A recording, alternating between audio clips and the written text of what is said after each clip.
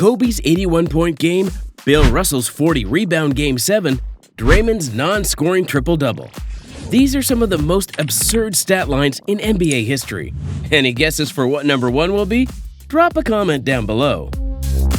Dennis Rodman was the epitome of a trash man player, the king of doing the dirty work, the winning plays that don't show up on the stat sheet, the energy guy, the tough guy, the player everybody loves if he is on their team and hates him if he's on any other team. This stat line showcases just that, as Rodman delivered 0 points and only 3 assists, but a crazy 28 rebounds. Rodman was 0-5 from the field, but still helped his team win as he out-rebounded the opposing power forward and center combined. The absurdly high rebounding count wasn't out of the ordinary for Rodman, as he recorded the most 20-plus rebound games in NBA history. But not producing much else in this game and still getting the win is the perfect example for who Rodman was as a player. Just like Rodman, Draymond Green is the winning plays with little highlights type of guy. Hate him if you don't have him. Love him if you do. One of the best defensive players and anchors to ever play in the NBA. During the first portion of the dominant Golden State Warriors' reign from 2015 to 2019, Dre put together one of the more unique games ever as he recorded a triple-double without scoring double-digit points. The first time it had ever happened. A knock or a meme on Dre is his lack of scoring ability, and this game personifies that perfectly. The game came in a 122-107 win over the Memphis Grizzlies on February 10, 2017 to push the Warriors' record to a mind-blowing 45-8. Draymond finished with 12 rebounds, 10 assists, and 10 steals to showcase how valuable he is, even without the scoring. On February 24, 2017, in a matchup between the Milwaukee Bucks and Utah Jazz, the name of the game was cardio for Tony Snell, as he played 28 minutes without recording a single stat. No, actually not a single stat. Not a rebound, not an assist, not even a shot attempt. Just running sprints. In sports, there are a ton of historic, jaw-dropping exciting moments, but this is a time that showcases the exact opposite. Cardio, sprints, a practice. Zeros across the board, except that paycheck. Tony Snell earned just under $3 million that year, playing 80 games. That means he made about $37,000 for 28 minutes of running, and still got a big contract the next season. Not too bad. David Robinson was part of the San Antonio Spurs dynasty in its early stages. The first overall pick in 1987, 10 years before the legendary Tim Duncan, and 9 years before Craig Popovich took over the coaching job. In his 14-year career, he averaged 21 points and 11 rebounds per game, and won the MVP in the 94-95 season after averaging 28 and 11. The Admiral was a freak of nature, an absolute tank, and dominated the game for parts of his career. His craziest game came in February of 1994 when he became the 4th player in NBA history to record a quadruple-double.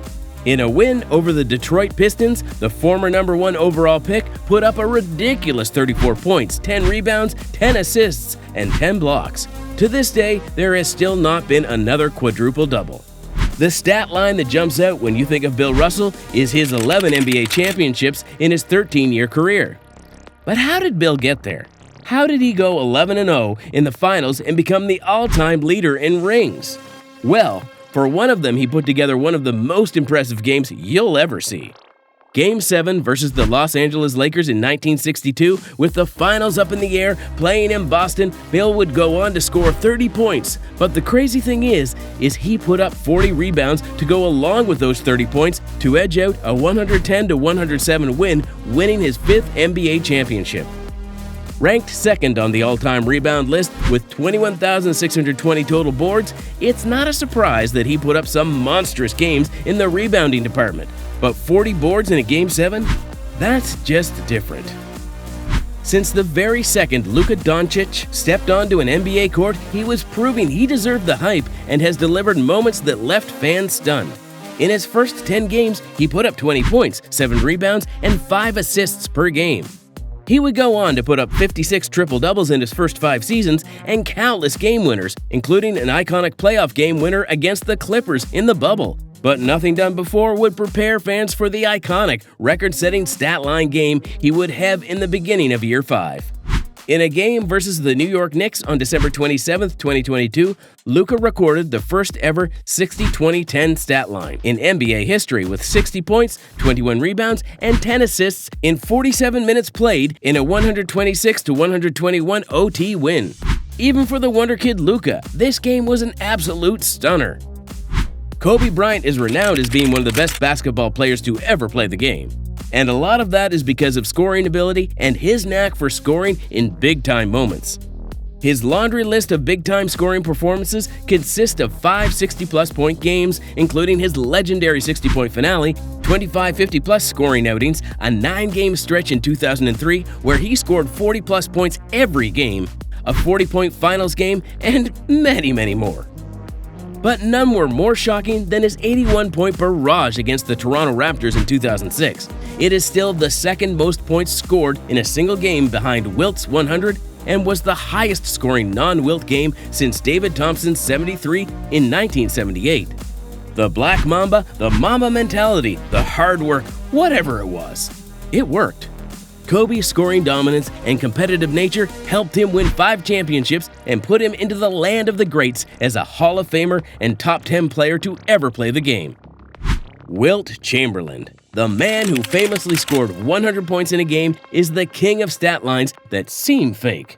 Anytime a major feat is reached in the NBA or a point mark is met in a certain amount of years, it's a 99.9% probability that the major feat or point mark wasn't a record because Wilt Chamberlain already did it. There's not many stats or games a player can have today that'll become a record because, well, Wilt did it all. Bill Russell had 50 rebounds, Wilt got 55. Jerry Lucas got 40 rebounds, Wilt got 40 plus, 13 times.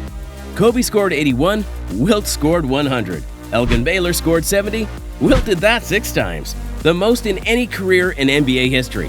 Wilt also scored 60-plus, an absurd 32 times, and 50-plus, a ridiculous and unprecedented 118 times.